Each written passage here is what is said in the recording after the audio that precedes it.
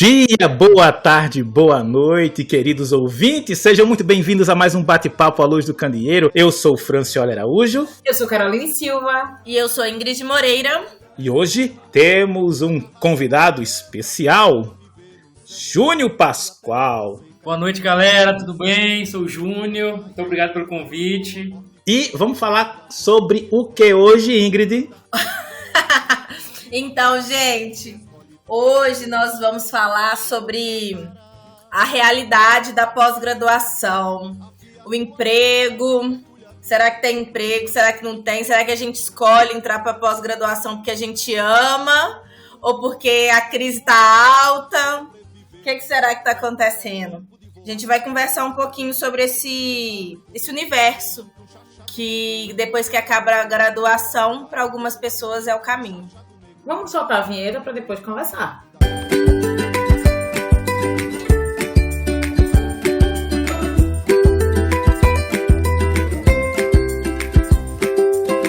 Eu vi que a Ingrid tinha falado outro dia, né? A gente conversando no grupo lá. E a gente decidiu gravar esse episódio hoje, se eu não perdi o fio da meada. Quando a Luciana falou, quando ela foi fazer 2 pós-doc, por que ela foi fazer, o que aconteceu no concurso dela... Isso mexeu muito com a gente. E hoje eu tava pensando sobre isso, sabe? Eu tô estudando para concurso também. E daí um professor, num desses cursinhos que a gente faz da vida, uma dessas aulas, falou assim, na minha época era R$90 você pagar um concurso, né? Hoje em dia você precisa passar no concurso para pagar o concurso. Porque tá muito caro. Então você tem despesa, você tem o próprio concurso que não tá menos de R$150, R$200. Então assim... Quando tem concurso. Passamos 2, 3 anos sem um concurso, né? 3 longos anos e agora tá um em cima do outro. E a gente tem dinheiro? Não tem. E quando a gente tocou nesse assunto, eu fiquei bem chocada, assim, porque a gente não faz um concurso na certeza que a gente vai passar. Não porque não tenhamos competência. Mas primeiro a gente pensa, será que já tem algum CPF naquela vaga?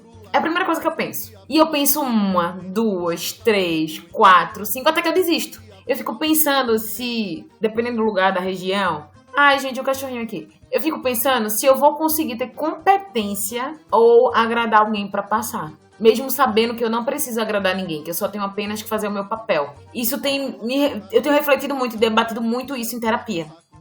Sabe? Eu tenho levado pra terapia, porque eu cheguei no limite que eu não sei mais o que é que eu tenho como competência pra passar no concurso e o que é fraude, que a maioria das bancas hoje... Eu fiz um concurso recentemente do Instituto Federal... Pode falar, Francioli? Não, né? Enfim. De um Instituto Federal desses aí que foi parar no Ministério Público. A gente vai ser processado, gente. Que foi parar no Ministério Público e já me desanimei. Fiz um concurso pra um UF... que já tinha o CPF lá, obviamente, e me desestimulou, me desestruturou bastante. E eu fiquei pensando, eu não quero ser professora universitária, então eu vou desistir dessa vida, eu vou tentar só área técnica mesmo, e ensino médio. Mas quem disse? Quem me assegura que eu vou passar? Eu tava pensando aqui, né, enquanto você tava dizendo sobre os valores dos concursos, e não só isso, se a gente pensar que o concurso realmente tá super caro, né, pra gente tentar, e aí você vai prestar o concurso, e ainda assim, tem deslocamento, tem hotel, alimentação, tem um monte de coisa.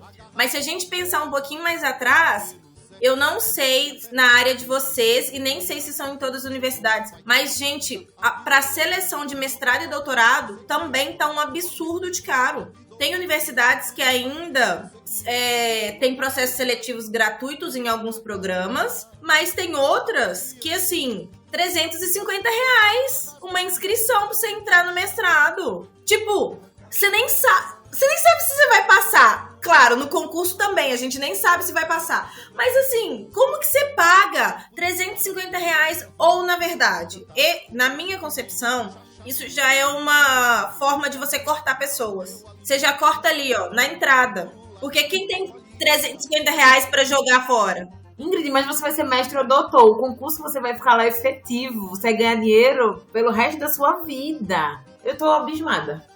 Eu queria levantar algumas outras questões também sobre isso, sabe?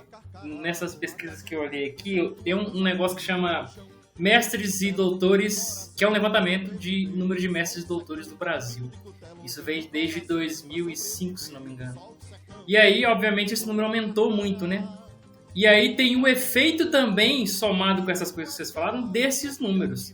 O Brasil tem hoje, pelos números que eu vi aqui, ó, de 97 eram mais ou menos 10 mil, deixa eu ver aqui, 10 mil mestres formados. Agora, em 2017, eram mais de 60 mil. No doutorado, eram uns 3 mil e passou para quase 20 mil. Ou seja, esse número aumentou de uma proporção, em média, não sei quanto dá, mas 600% no caso do mestrado. E tem muito mais gente, mas só que a opção, as oportunidades de emprego não foram proporcionais. Na universidade, mesmo com esse aumento da quantidade de campos e tudo mais, não tem como agregar, né, empregar toda essa galera. Então, somado com essas dificuldades todas de abrir um concurso, que está ligado a isso também, tem esse número, tipo assim, aumenta o número de pessoas formadas ao longo dos anos, mas não aumenta proporcionalmente o número de vagas em instituições, não aumenta o número de campos. Isso tudo aí vai influenciar. Então, vai ter fatalmente pessoas que vão ficar sem emprego, porque essa logística não foi pensada dos dois lados, né? Uma coisa que eu acho que, assim, isso que o Júnior falou é muito importante. Só que a gente não pode confundir que, assim, tá formando gente demais. Não tá. Se a gente comparar o Brasil com outros países, a gente tá muito aquém do número de mestres e doutores por, 100 mil habitantes. Não sei se conta desse jeito. Mas a gente tá muito aquém. Só que a gente tem uma cultura no Brasil que é uma pessoa que fez doutorado, o caminho dela, teoricamente, é a universidade pública. A gente tem poucas instituições que empregam essas pessoas, porque as instituições privadas no nosso país, elas ainda não têm essa cultura de empregabilidade de uma pessoa que é bem formada. Só para completar, né, o que eu quis dizer aí foi tipo exatamente disso, né? O problema não é a quantidade de pessoas formadas, o problema é que a estrutura para receber esses formandos não existe na proporcionalidade de formandos que existe, né? Ou seja, as pessoas estão formando uma proporção muito maior, mas incentivo a vagas para pessoas formadas em mestrado e doutorado em empresas ou em universidades não está crescendo como deveria crescer, né? Isso não é recente. Quando o Richard Feynman, né, um famoso físico americano, esteve aqui no Brasil na década de 50, dando aula para doutores, ele viu essa problemática. Na década de 50, a gente está falando de quase 70 anos. E ele dizia, os doutores daquela época, eles eram doutores, estavam se doutorando para lecionar em universidades, porque não tinha outra, não tinha uma indústria que absorvesse os doutores, você não tinha um local onde esses doutores eles eram absorvidos. E a gente viu, ao longo desses 70 anos, uma evolução, mas ainda é muito difícil você dizer assim, olha, nós temos empresas no Brasil que contratam para cargos específicos, especificamente mestres ou doutores. Então hoje você faz um doutorado, faz um mestrado, faz o doutorado, você acaba mirando realmente na cadeira acadêmica, na carreira acadêmica, né? É porque a cadeira é cativa, meu amor. Foi que senta lá, passar e dar um trabalho. Eu ia comentar um negócio de hoje. Hoje mesmo eu vi uma situação que é exatamente isso. O cara, eu fui resolver umas coisas na universidade, encontrei com um professor, ele me contando que um amigo dele é professor na universidade há, sei lá, quase 50 anos, e ele só parou de trabalhar porque uma filha dele morreu, ele tava, tipo assim, desanimado pra dar aula. Não tem nada a ver com, tipo, vou aposentar porque eu já dei aula o tempo suficiente. Eu tive professores que começaram, falavam em aposentar, quando eu entrei na graduação, eu formei e o cara tava lá ainda. Então tem isso ainda somando, hoje, né? Tá até hoje. Tem isso tudo somando. E ainda complementando sobre essa defasagem, apesar de ter um crescimento considerável, né, do número de mestres e doutores no Brasil ao longo desses 20 e poucos anos que eu comentei aqui, ainda é muito baixo, né? E também tem um dado aqui desse mesmo levantamento que tem de mestres e doutores, que apesar do crescimento, né, do número de doutores no Brasil, ainda existe uma defasagem grande. Nesse levantamento dos mestres e doutores, né, do ano de 2019, ele fala que o Brasil tem pouco mais de, para doutores, né, pouco mais de 4, 5 doutores a cada 100 mil habitantes. E uma média aqui dos países que foi levantado é por volta de 270 doutores a cada 100 mil habitantes. Ou seja, mesmo com esse crescimento gigante que nós temos nos últimos 20 anos, o Brasil ainda está muito aquém, né, da quantidade de doutores comparado com outros países, né? O Brasil sofreu um processo de desindustrialização e a indústria que nós temos hoje não é indústria de transformação, né? É basicamente extrativista. Essa semana eu fui ao aniversário do pastor na igreja e ali no momento de prosa, o pessoal veio, os frequentadores mais antigos vieram falar comigo e aí eu disse, olha, eu estou aqui, mas na verdade eu moro, né, meu trabalho é no Amapá. E aí entrou na história, né, do fosfato e preservar e ter que gerar alimento. Eu digo, mas o governo decidiu acabar com a planta de beneficiamento de fosfato que tinha aqui no Espírito Santo. Então, assim, foi escolha. Mas eu digo, mas aí aqui acabou que você tinha uma indústria de transformação que exigia técnicos, né, qualificados, aí eu falando técnicos qualificados com mestrado, com doutorado, e que eles preferiram, vamos acabar, não tem por que ter isso, né, até ter a primeira crise. E aí vamos fazer o quê? Vamos investir em indústria de transformação? Não, vamos minerar mais e vamos vender o concentrado para fora ir lá e beneficiar, né, fazer a transformação, e a gente compra por um preço bem maior. Então, assim, eu acho que essa mentalidade ela precisa mudar muito para que a gente possa ter esses profissionais realmente sendo empregados e a vinda de empresas que elas realmente sejam empresas de transformação e que elas tragam valor agregado, né, para os produtos dela. Tem que trazer valor agregado, tem que agregar valor e valor não somente técnico, mas humano, né? Somando com isso aí, questão da influência da indústria, na presença de alunos na pós-graduação. Eu vivi isso um pouco também, porque eu fiz minha pós no Rio Grande do Sul, o mestrado. E aí, vendo o histórico ali da vivência das pessoas, ali tem também siderúrgica, né? Eu sou engenheiro metalúrgico, então, conversando com professores da minha graduação, eles sempre relatavam essa influência da indústria na presença de alunos na pós-graduação. Por quê? Quando o país está em uma crise, pelo menos para quem está na área da metalurgia, e para outras áreas também acontece, cada um numa época ou na mesma época, enfim, ou antes, mas tem um efeito ali na oferta de emprego, né? Então, a pessoa recém-formada que formou numa época de crise, a probabilidade de conseguir um emprego diminui. Aí começa a pessoa a se preocupar mais em como se garantir e vai fazer um mestrado, talvez nem querendo, porque não conseguiu outra coisa. E aí, ou no caso, eu estava comentando hoje também de um professor que ele trabalhou, engenheiro metalúrgico, engenheiro de materiais, aliás, trabalhando em banco, ou seja, vão se relocando. E acaba que isso vai gerar pessoas em maior quantidade, fazendo processo seletivo, mas que não necessariamente vão seguir aquele caminho.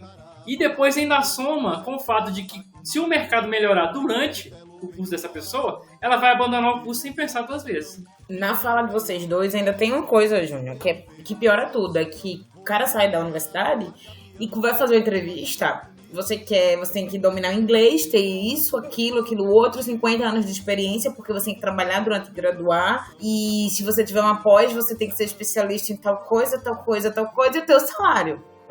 Porcaria. Ele quer pagar, não estou desmerecendo a função do técnico, mas ele quer pagar um cara com mestrado, com doutorado, como técnico, sabe? Ainda tem esse porém, quer que você tenha tudo no seu currículo, que você seja um master, que você seja o cara, mas se você não tiver uma das especialidades que ele pediu, você tá fora. Você não vai competir naquela vaga porque você não tem o quê? Experiência. E como é que a gente vai ganhar experiência se a gente não trabalha, se a gente não tem nosso primeiro emprego, se a gente não tem condições lá dentro de manter essas duas coisas? A gente não tem que ter um primeiro emprego para então ter a experiência, e o nosso currículo também não conta de porcaria nenhuma, então eu faço querendo a graduação. Então vou pro mestrado achando que é só para passar um tempo enquanto eu arrumo. Eu já vi muitos colegas falarem isso. não, tô aqui no mestrado, mas eu não quero seguir vida acadêmica, tô só para melhorar minha qualidade de conhecimento e vou tentar voltar para a indústria, só que a indústria não vai querer, porque tu tá muito qualificado para ela te pagar. Aí eu vou emendar no doutorado, porque a indústria não me quis mestre, e ela não vai querer doutora também, o meu doutor, porque tu tá muito caro para ela te bancar. E isso me dá um nó na garganta, uma raiva, sabe? Às vezes a gente deixa... Não tô dizendo que ninguém tem que se qualificar. Obviamente que todos têm que se qualificar desde que queira. Mas que acaba tendo a oportunidade de uma pessoa que queria aquele mestrado. Porque bom ainda tem gente que quer. E pode ser pouca porcentagem, mas existem pessoas que querem. E outras que estão ali que... não consegui emprego, mas eu vou para um mestrado. Não consegui emprego, mas eu vou para o doutorado, sabe? E é basicamente isso. Pode falar, Ingrid. Não, você me deu o gancho excelente, porque era disso mesmo que eu ia falar. Eu tenho, assim, pavor de quem tá na pós-graduação para passar tempo, sabe? Porque eu acho que isso atrapalha a pós-graduação, isso atrapalha o ambiente de convivência em grupo. Eu acho que isso atrapalha o programa, porque na primeira oportunidade a pessoa abandona, ela vai embora se ela tiver essa oportunidade. E assim, eu sou uma pessoa que quando eu era jovem, adolescente, eu não sabia que existia pós-graduação. Mas do dia que eu fiquei sabendo, quando eu entrei na graduação e fiquei sabendo que existia pós-graduação, eu quis fazer uma pós-graduação. Mesmo sabendo que a bolsa do mestrado era pouca, mesmo sabendo que a bolsa do doutorado era pouca, mesmo sabendo que não era tão fácil, eu sempre quis esse caminho. Eu sou professora e no momento que eu aprendi algumas coisas na minha vida, eu queria ser professora de professor. Porque eu acho que é importante, eu acredito nisso ainda, eu acredito na educação pública de qualidade e eu acho que eu posso ser uma pessoa que incentive, sei lá, alunos da licenciatura no futuro que vão incentivar crianças e adolescentes pelo Brasil afora. Então, assim, eu de verdade gosto muito da pós-graduação e na educação talvez tenha, assim... Mas é mais difícil, pelo menos das pessoas que eu já encontrei.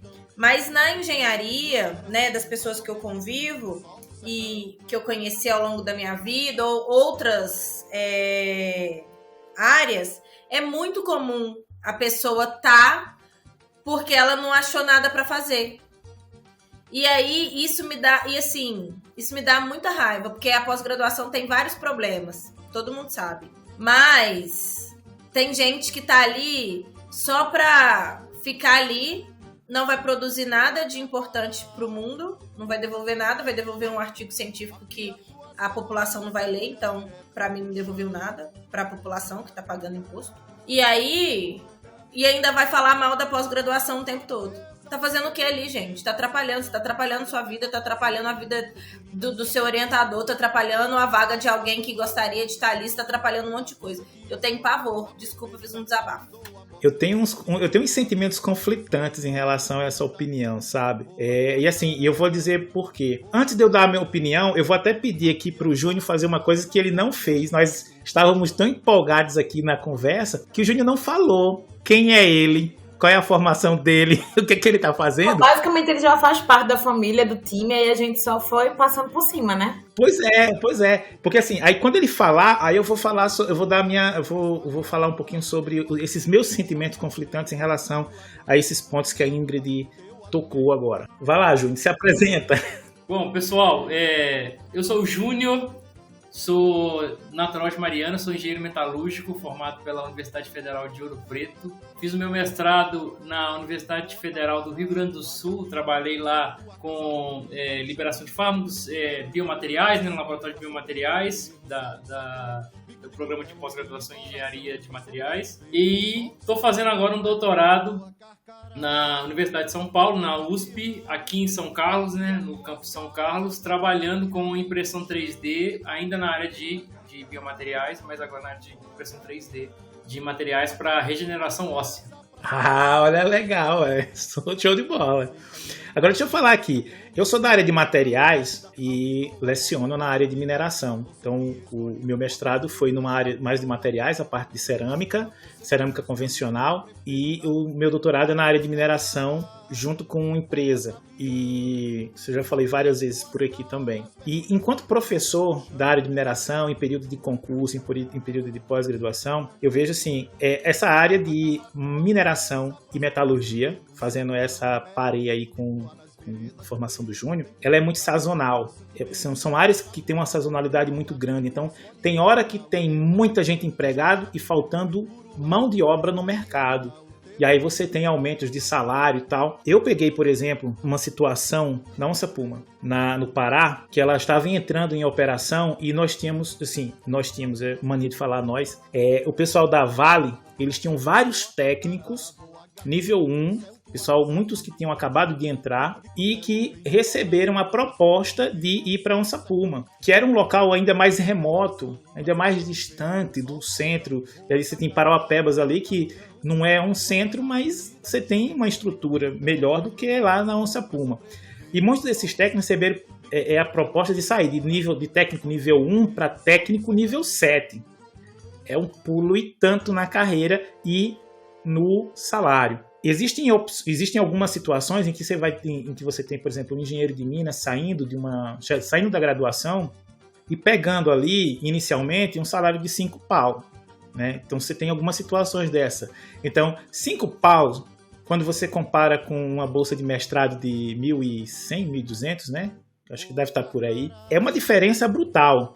Se tiver emprego, esse cara não vai chegar perto, não vai voltar para a academia. Mas no momento em que bateu a sazonalidade, em que o número de desempregados na área fica muito alto, aí o cara diz, eu não tenho outra opção. Eu vou ter que ir para um mestrado, vou tentar... E assim, ele volta para a universidade, vai tentar um mestrado e vai tentar concorrer a uma bolsa. E aí, assim, quando você tem a bolsa ela consegue prender muita gente que acredita que a academia é o que ele quer, mas não uma pessoa que que vê, né, o salário ali naquele momento como o mais importante, né?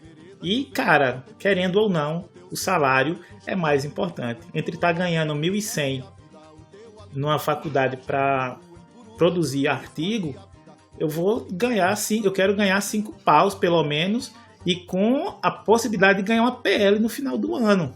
Então, assim, eu acho que talvez o nosso sistema de formação, eu acho que como o Júnior já colocou aí, né, ele precisa ser modificado. Quando eu fazia uma pesquisa para implementação do curso de tecnologia em mineração lá no Amapá, eu vi muitos exemplos de formações no exterior. Canadá, por exemplo. No Canadá você vai fazer uma engenharia, você tem um ciclo básico e você tem um ciclo que é voltado para o que você quer fazer. Então, quero mineração, eu quero trabalhar na indústria. Então você vai pagar disciplinas voltadas para a indústria. Eu quero trabalhar com mineração, mas eu quero trabalhar mineração fazendo ciência. Então você vai pagar um outro ciclo de cadeiras voltado para aquilo. Então, uma das que eu pesquisei, eu não vou recordar agora exatamente qual, ela tinha 3 ciclos distintos para que você escolhesse exatamente, olha, eu quero trabalhar na ciência e daqui eu quero evoluir para um mestrado, para um doutorado, ou eu quero trabalhar na empresa. E é assim, quem vai trabalhar na empresa? Você tem aqueles ciclos de... como é que são os cursos de verão, né? Se você vai passar... já tem as parcerias com as empresas, você obrigatoriamente vai cumprir um ciclo dentro da empresa no verão. Então, eu acho que a gente precisa repensar muito essa questão de formação, porque muitas vezes essa falta de opção que leva algumas pessoas aí para a academia, ela não é desonesta. O cara está sendo movido pela necessidade mesmo. Mas aí é só essa questão realmente desses sentimentos conflitantes que eu tenho em relação a essa colocação. Eu entendo perfeitamente, Ingrid. Eu não quero discordar do que você coloca. Mas aí eu vou muito assim pela questão da necessidade, que às vezes fala muito mais alto, né? E eu falo com alguém que viveu 10 anos de bolsa. Eu concordo com você. Eu concordo com o que eu disse, eu reafirmo. E concordo com tudo que você disse também. Mas a minha questão principal é... a pessoa chega, está ali porque ela não encontrou outra coisa, ela detesta estar ali e aí ela atrapalha o ambiente. Então, assim, isso não é por necessidade. Isso é outra coisa. Porque todo mundo tem que comer e tá difícil mesmo. Então, assim, se esse é a única fonte de renda e você pode fazer alguma coisa, ótimo. Agora, você vai pra ficar toda hora falando, eu odeio essa bolsa, eu odeio esse mestrado, eu odeio isso, eu odeio aquilo. Gente, desculpa. Isso daí pra mim não dá. É complicado isso. E tem uma coisa também que acho que se soma com esse limbo, né? De a pessoa não tá arrumando emprego por questões de mercado, ou não tá arrumando, passou em concurso por questões também de mercado e de governo também, que influencia muito mais, né? E aí a pessoa fica naquilo de também, por exemplo, fazer pós-doc o tempo todo. Tá fazendo pós-doc. Faz vários pós-doc porque é a opção que ela tem, não tem pra onde correr. É uma reportagem que eu tava lendo aqui antes da gente entrar, da BBC, falando isso aí. O cara fez, acho que 4 pós-docs, porque ele não abria vaga. Isso é recente, história de 2018, a reportagem de 2018. Porque é assim que tá. Ainda com o governo atual ainda ficou mais complicado ainda. E não que nos governos anteriores também não tivesse uma tendência de redução da disponibilidade de vagas, né, para universidades, mas no governo atual piorou muito mais.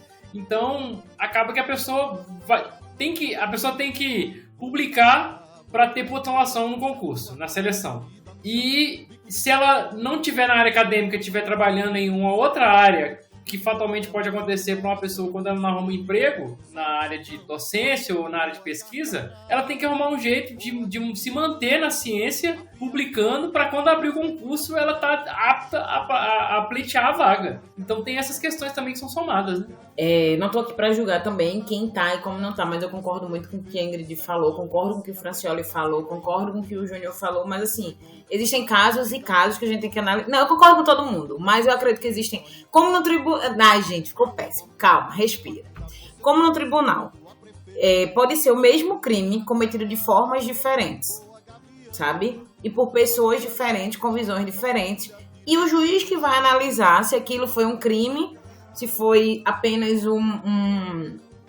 mais um fator que influenciou, né? Ou se foi um acidente, certo?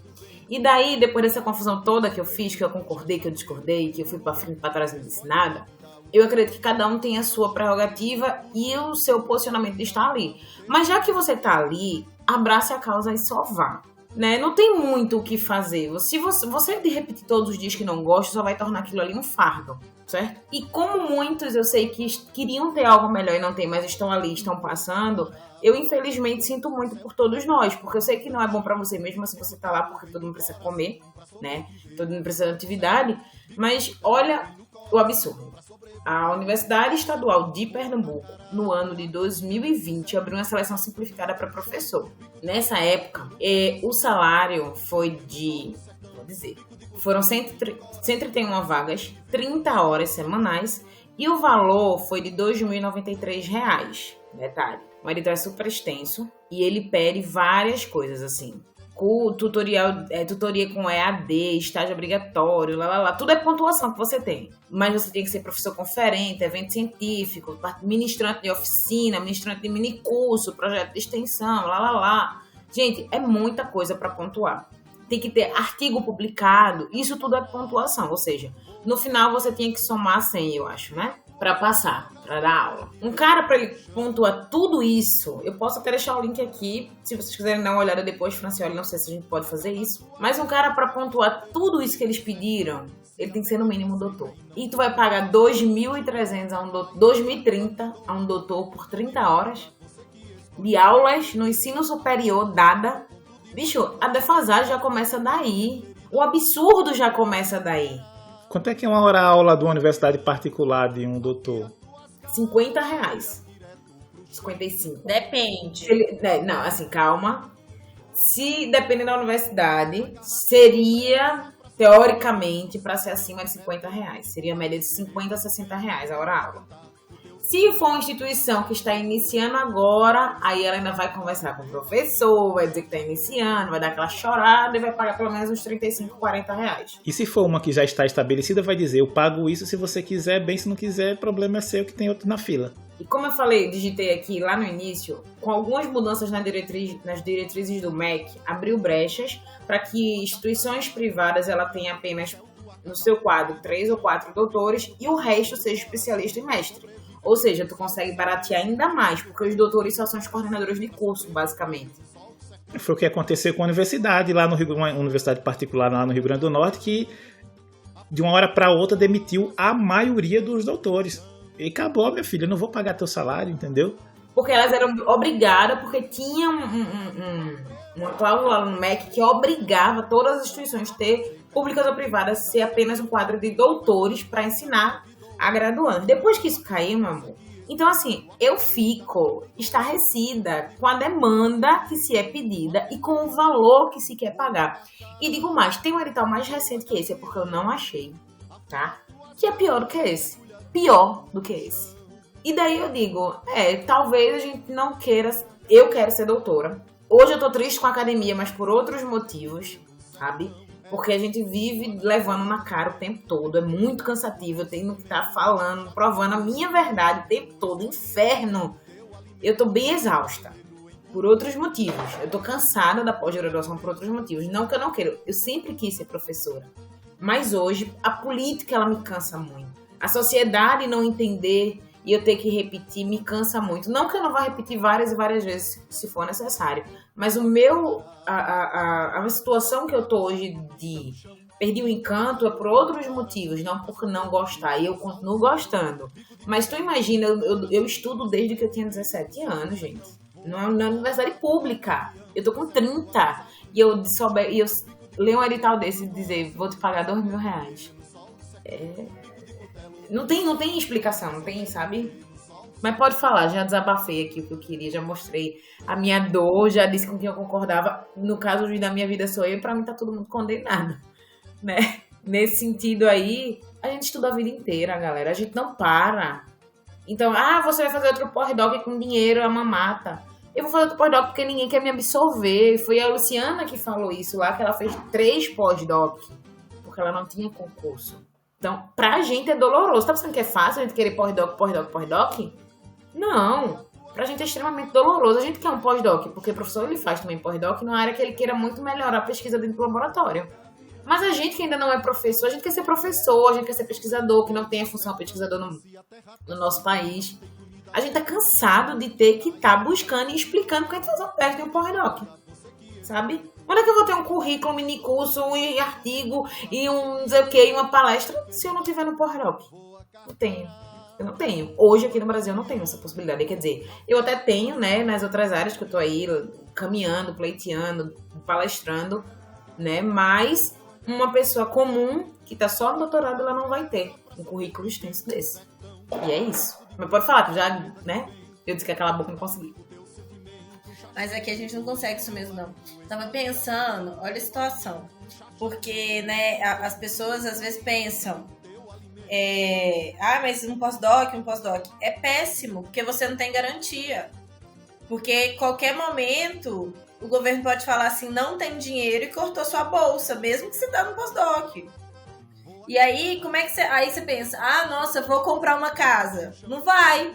Você tem 1 ano de bolsa. 2 anos, 3 anos, você não tem perspectiva. Na hora que acabar, você vai fazer o quê? Ninguém sabe. Então, assim, é uma realidade que ela realmente é muito cruel. E pra quem não quer estar ali, nem entra. Porque é difícil pra quem quer. Pra quem não quer, vai ser um desespero. Então, assim, mas eu acho que a gente pode retornar em outra realidade, voltar um pouquinho atrás, porque a gente tem uma cultura que dificulta várias frentes dessa nossa realidade. Tem uma situação que todo mundo é contratado para ser professor de instituição pública, mas muita gente quer pesquisar e não quer ser professor. Aí a gente tem péssimos professores. Tem um monte de gente que tá ali só porque não conseguiu nada. Aí tem a indústria que não tá absorvendo essas pessoas. Claro que se você for lá no LinkedIn, vai ter lá 30, 50 vagas para doutor ou para mestre. Mas tá bom, gente. Só tem 30 doutores no Brasil? Não, tem um tanto. tem um tanto. Então, assim, não faz sentido. E aí, depois você vai lá, faz a sua graduação do seu sonho, que era aquilo que você queria. Aí, se você tem 25 anos, o problema é seu. Você já não entra num trainee porque você já não é bem visto. Porque você tinha que ter terminado seu trainee com 22. Você tinha que ter terminado sua graduação com 23. Como assim você tem 27? Como assim você tem 28? O que você estava fazendo antes? Então, assim, são vários lugares que não te deixam avançar. E simplesmente a pessoa não vai. Porque, além de tudo isso, pode chegar lá e no final o concurso tá com o CPF marcado. Ou a vaga já ser do amigo, do primo, da galera do RH. E aí? Você fez o quê? Nada. Então, assim, são muitas coisas juntas, na minha perspectiva, que envolve esse lugar, né, de você seguir na pós-graduação ou de deixar uma vaga de emprego, porque é muito difícil. E também tem o que a pessoa quer pra vida dela, né? Sim. Então, assim, é muita coisa junta. Tem uma coisa somando aí também, é que, por exemplo, o governo atualmente, ao longo dos anos, mas atualmente principalmente, fez muitos cortes, né, nos recursos da educação, tanto no CNPq quanto na CAPES, né? E aí, quando vem aquelas seleções lá de pós-doc, de doutorado fora, por exemplo, eu fiz uma que eu tirei uma nota muito boa, só que é o seguinte, tem, sei lá, não sei quantas pessoas escreveram, 30 tiraram nota muito boa, tem 10 vagas, os 20 que tiraram notas excelentes também, os outros que tiraram notas excelentes também, não vão conseguir nada, simplesmente porque eu não consigo dar bolsa para todo mundo. Seu projeto pode estar o projeto melhor do mundo, seu projeto pode estar um projeto excepcional, mas não vai ter bolsa pra você, porque não tem recurso, e acabou. E ainda ia somar com outra coisa. Foi numa dessa que meu amigo aprovou um projeto de pós-doc no passado, e a resposta que ele recebeu foi: seu projeto é muito bom, ficamos muito interessados, mas a gente não tem dinheiro. E você não vai desenvolver, só faltou ele completar. Só faltou o fim da frase, porque quando meu amigo tava lendo, aí disse: eita, e tá lá, aprovado. Tá aprovado. Aprovado, mas não classificado. O projeto que eu fiz me deram 10, só que chegou lá e falou assim, não tem dinheiro, então o seu projeto não vai. E o pior é que quando você vai lendo, não aparece no começo do parecer, não. Aparece lá no final. Aí você vê sua nota 10, seu projeto é sensacional, não sei o que lá. Aí você fica, ai meu Deus, ai meu Deus, ai meu Deus. Aí na hora que chega lá embaixo, não temos dinheiro. Aí você murcha tudo. Você vai do céu ao inferno em 2 minutos de leitura de texto. E aí, assim, quando você tem uma outra realidade, por exemplo, você já é um profissional, já está trabalhando, aquilo ali você fica até feliz, né? Tipo, eu tenho mérito, não tenho dinheiro, mas chegou o mérito. Mas quando você depende daquilo, aí, poxa, aí tem que partir para terapia mesmo, né? Não tem como, porque... Já estou toda semana chorando minhas pitangas. É uma coisa que me lembrou Ingrid até me lembrou aqui, que era exatamente isso que eu queria falar, eu acabei esquecendo e lembrei agora. É que com relação a essa tendência nossa de ou ir para academia ou ir para empresa, na universidade que eu formei, a tendência das pessoas é ir para empresa. Isso é bem enraizado desde o começo do curso, né? Então, a probabilidade de você ver uma galera querendo trabalhar com a área acadêmica, assim, o perfil do cara é esse e é uma coisa tão enraizada nele que os professores não conseguiram tirar isso dele. Porque ali é uma região mineradora, então vai ter sempre uma demanda para empresas ali no entorno da cidade e nas regiões próximas. Então, até o meu 7º período, mais ou menos, a minha intenção era de trabalhar em empresa. Eu não tinha nem ideia de trabalhar com pesquisa, não queria, não sabia nem... não me via como pesquisador, né? Só que o que acontece? Eu entrei na graduação, eu comecei uma graduação eu tinha, em 2008, mas em 2009, eu tinha 20 e poucos anos. Só que aí, eu fiz curso técnico também em metalurgia, né? Então, fui mudando, trabalhei como estagiário, depois trabalhei na empresa, depois comecei a fazer minha graduação. Aí, chegou esse ponto de eu entrar na graduação na Universidade Federal de Ouro Preto com 23 anos. Entrei mais velho, a galera tava formando e tava entrando. E então ficou um negócio de eu... Já tá ali aquele negócio, ó. Eu já quero sair fora, rápido, porque eu quero trabalhar no mercado. Eu comecei a ver outras possibilidades e também comecei a fazer seleções de trainee. E vi que a minha idade já não era a preferencial para poder ser selecionado nas vagas de trainee.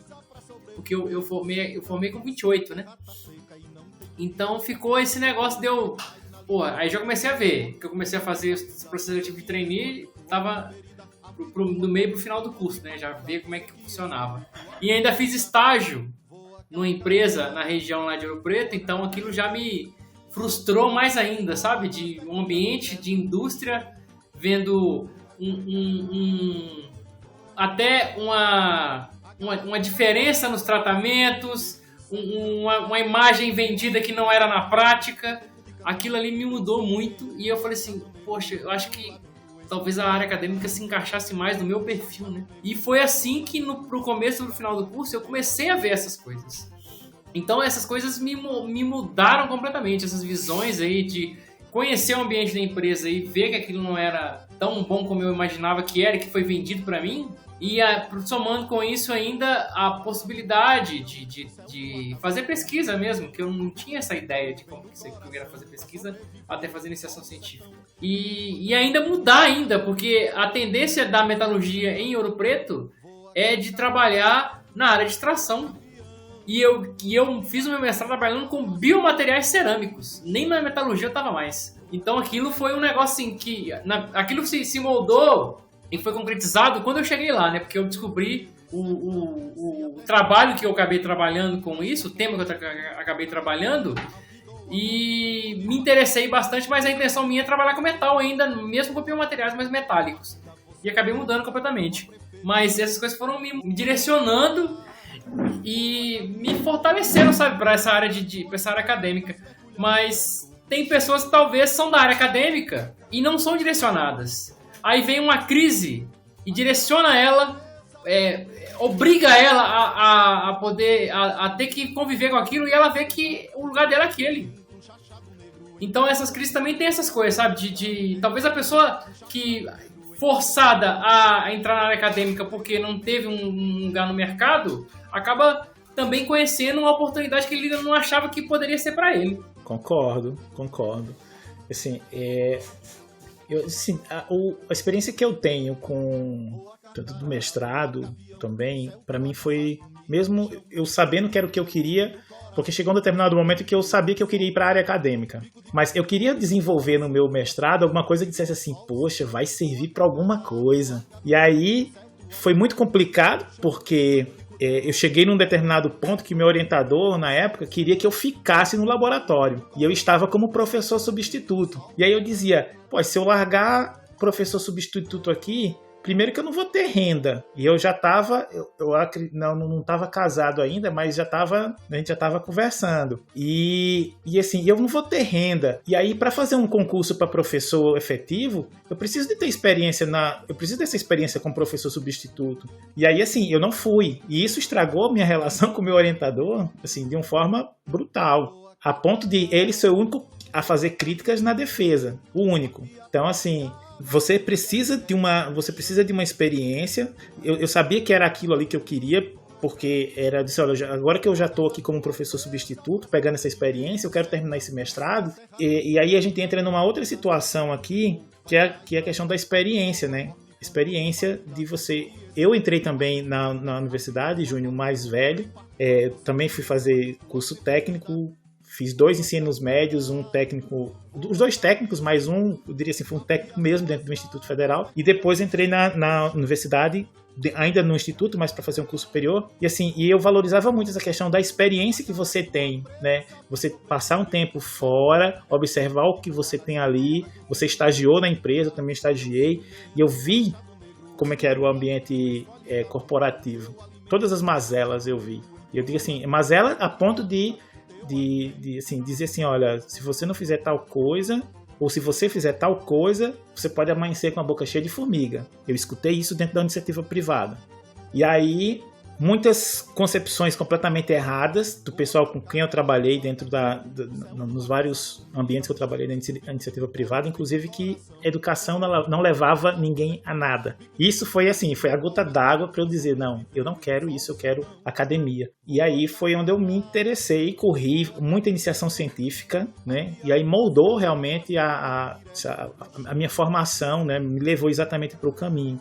E assim, lutas muito árduas para chegar até a vaga de professor efetivo. E ainda, depois de muito tempo, acho que eu terminei o mestrado em 2008, fui começar comecei um doutorado na URGS, que a distância não deu certo, mas o meu doutorado efetivo eu comecei em 2019, então 11 anos depois, não lembrava mais nem como é que era o símbolo de uma integral, não sabia mais nem isso. Derivar, então, nem se fala, né? Não sabia nem derivar, quanto mais integral. E assim, foi uma coisa que, para mim, foi uma experiência válida. Tudo que eu passei de um tempo entre o mestrado e o doutorado, entre a graduação e o mestrado foi muito rápido, mas eu estava tendo uma outra experiência conjunta. Assim, eu acho que isso amadurece muito, né, a gente, no sentido de saber, numa determinada idade, com determinadas experiências, você consegue fazer escolhas mais assertivas, ainda que elas não sejam um mar de flores, né? Ainda que elas sejam muito dolorosas pelo processo, porque você já está mais velho, você está mais maduro, você pensa em construir família, tudo isso, né? Essas experiências realmente são um pouco mais dolorosas, né? Mas eu pelo menos na minha vivência ali, né, com relação ao entendimento do que eu queria para a formação de área acadêmica ou área industrial, essa experiência, porque no meu caso aconteceu o seguinte, eu tinha feito estágio já de curso técnico, então tive uma experiência em empresa dessa época, foi inclusive na época que comecei uma graduação que depois eu parei, então aquilo já me deixou um pouco direcionado, mas eu falei assim, eu quero pelo menos ver como é a área acadêmica, né, para saber se aquilo me apetecia ou não. E eu fui fazer e já tinha uma ideia, mas o que eu vivi depois fazendo estágio na graduação me abriu muito mais os olhos, sabe? Porque era uma outra pessoa, né? Quando eu fiz o curso técnico eu estava com uma visão, quando eu fiz a graduação, o estágio na graduação, eu estava com outra visão completamente diferente e estava muito mais nítido para mim que o ambiente acadêmico seria muito mais interessante. Só que a pessoa que entra na graduação, na maioria das vezes, não passou por a experiência que eu tive, que eu passei porque eu fiz curso técnico, né? A pessoa chegou ali e entrou na graduação e tem gente influenciando positivo e negativamente o tempo todo. Então, sei lá, dificulta um pouco, né? Da pessoa se direcionar, eu acho, né? A pessoa se direcionar e fazer uma escolha correta. E às vezes essas coisas têm efeitos até posterior, até na hora dele direcionar para poder falar assim, pô, se a pessoa tá dependendo da situação dela, do entendimento dela sobre o que ela queria mesmo, e eu vi colegas meus sendo assim, tem colega que fala assim, eu não quero fazer mestrado. E a pessoa não fez, a pessoa ficou fazendo processo seletivo de trainee até ela conseguir um trainee.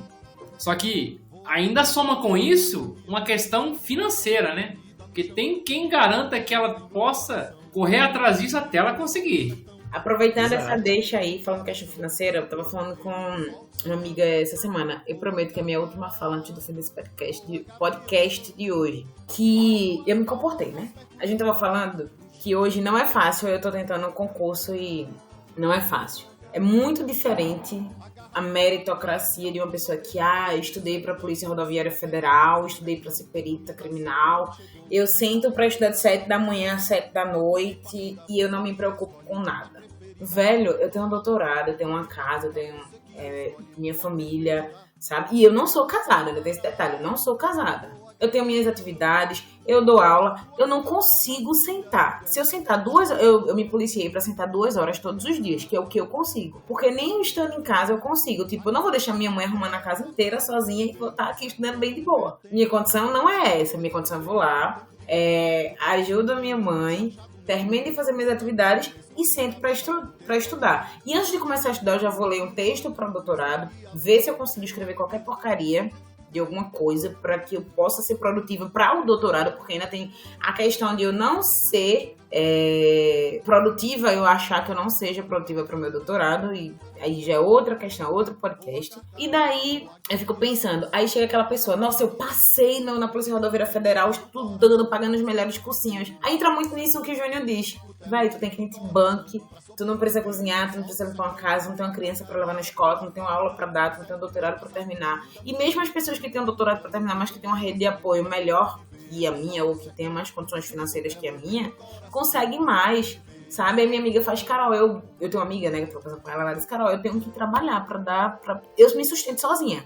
Como é que eu vou estudar? Eu digo, gata, separa 1 hora no dia. Ela disse, eu chego em casa exausta, eu dou aula a 17 turmas. Como é que eu vou dar pra passar num concurso desse? Eu digo, então, meritocracia. Se eu passei, porque eu mereci, né? Mas eu não vou falar mais pra não ser linchada no final do podcast. Mas, Carol, sua fala é sempre bem-vinda. Mas isso que você tá falando é muito, muito importante mesmo, porque o espaço da pós-graduação e da graduação tem poucos anos que ele tá mais democrático, vamos assim dizer. Porque até bem pouco tempo, a graduação só servia para continuar fazendo manutenção das mesmas camadas, das mesmas pessoas. Então, assim, tem gente que eu converso que a avó é dentista. Gente, meu avô não sabe ler, sabe? Meu avô não sabe ler. Essas coisas me acompanharam, sabe? Essas situações aí de meritocracia. Agora mesmo, a minha orientadora, ela é da idade da minha mãe e ela entrou na universidade ela é professora da universidade, que ela já era funcionária, há uns 15 anos pelo menos. E a minha mãe não fez 4ª série, sabe? E, tipo assim, e é uma questão que vai além até do fato das filhas dela poderem querer ser professora ou não. Porque só o fato delas ter uma referência de alguém que... Tipo assim, minha mãe não sabe o que é um mestrado, sabe o que é uma graduação. Se ela pedir pra explicar isso, meus pais pedirem pra explicar, pra eles explicarem isso, eles não vão saber. E a pessoa já tem pós-doc. Então, tá em outro patamar, velho. Não tem como comparar. São outras vivências. Colegas meus tiveram, igual você falou aí de concurso Polícia Federal, colegas meus tiveram oportunidade, correram atrás e tudo, pra fazer concursos e ficaram por conta. Ou outros falam assim, não, eu vou pra empresa. E correu atrás também e conseguiu trabalho. Conseguiu emprego em empresa, né? Ficou fazendo treininho, como eu falei com vocês aí, tempão até rolar. E eu também tive minha situação de ser privilegiado também, porque quando eu passei no meu mestrado lá no Rio Grande do Sul, era numa época que era antes da pandemia, então eu fui lá fazer a prova, então tinha uma grana pra gastar pra poder ir lá no Rio Grande do Sul, em Porto Alegre, fazer a prova, pra esperar um resultado. Eu não esperei lá, obviamente, porque demorou 2 semanas, pra depois você voltar e fazer matrícula ainda, e arrumar um lugar pra morar. E esperar a sua bolsa cair no mês seguinte ainda, que, tipo assim, não cai na hora, né? Então você tinha que passar um mês recebendo, e esperando receber e ainda depois pagar as contas ainda do gasto que você teve de mudança e tudo mais. E no meu caso ainda eu fiquei 3 meses sem bolsa, porque eu passei e não ganhei bolsa. Então, eu ainda tive minha família ainda me ajudando durante esse período para garantir eu poder tentar uma outra seleção do próximo processo seletivo do mestrado e conseguir minha bolsa. Então, tem isso tudo. Agora, provavelmente tem gente que mora lá em Porto Alegre, que é de lá, que não tinha essa possibilidade de ficar esperando uma seleção futura para poder fazer isso. Então tem essas coisas pesando também. Tudo isso faz diferença na hora de você se direcionar para poder fazer uma coisa ou outra. Como o Ingrid falou, como o professor falou, dessa parada de... tem um peso diferente na hora da pessoa ser obrigada a fazer, entre aspas, a fazer um curso, mesmo não querendo, né?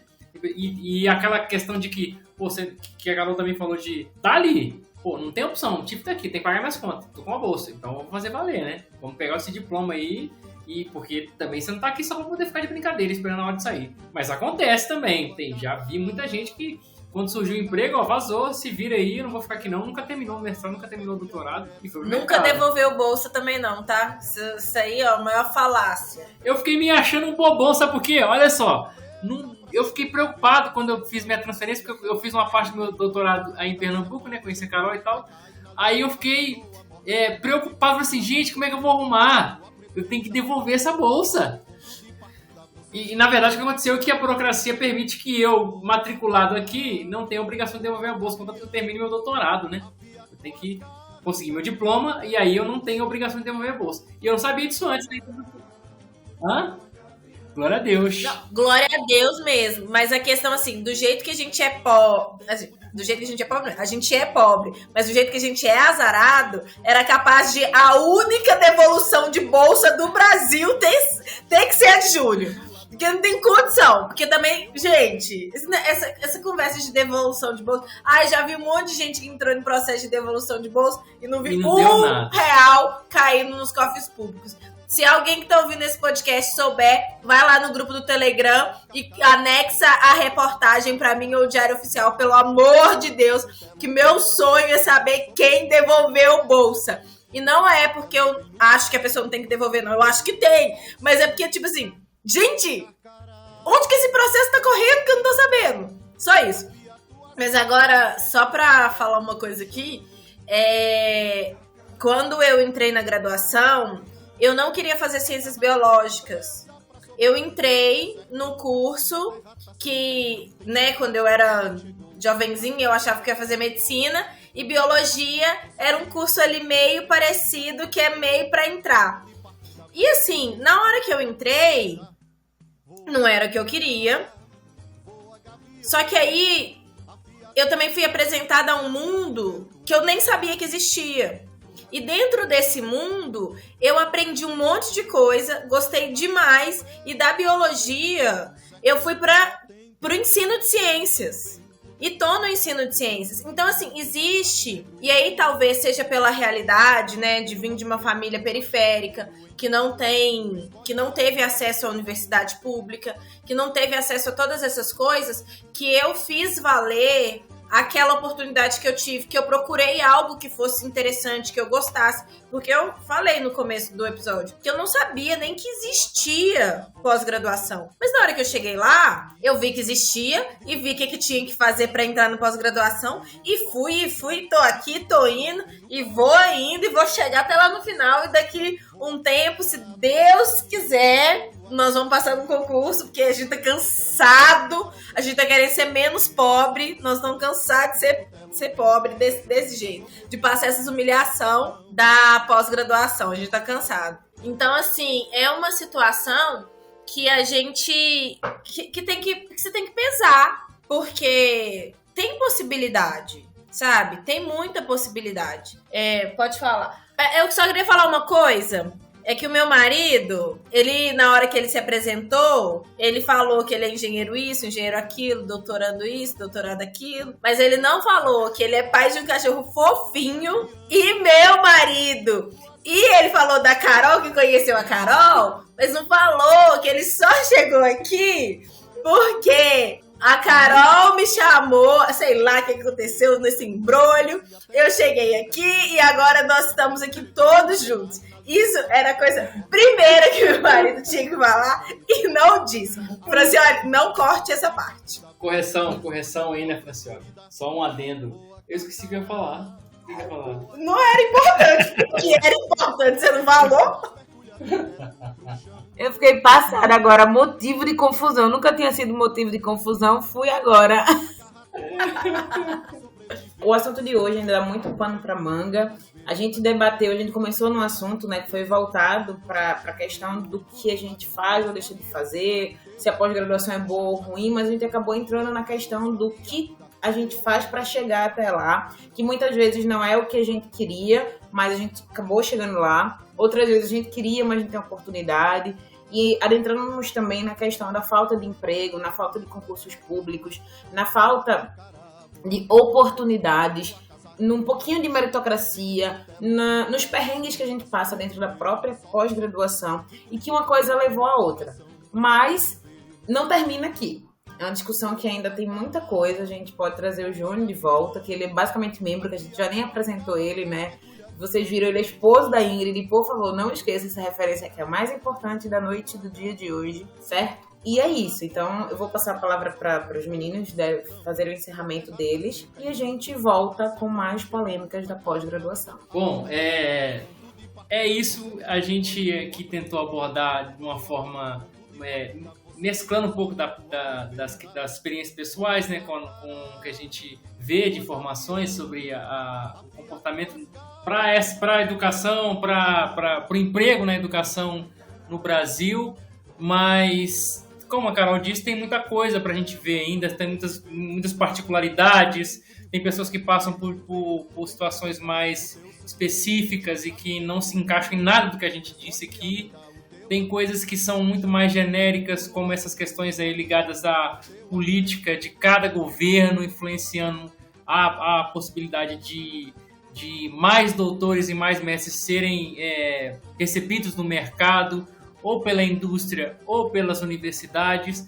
Mas tudo isso é uma conversa longa e que a gente só deu uma pincelada aqui, que quem quiser comentar mais pode deixar comentário também nos links, nas plataformas onde vai ser postado o nosso episódio, e também mandar mensagem também para saber mais sobre o assunto e dar sua opinião também. Mas vocês se ligaram que o Júnior falou como um membro efetivo da Luz do Candeeiro.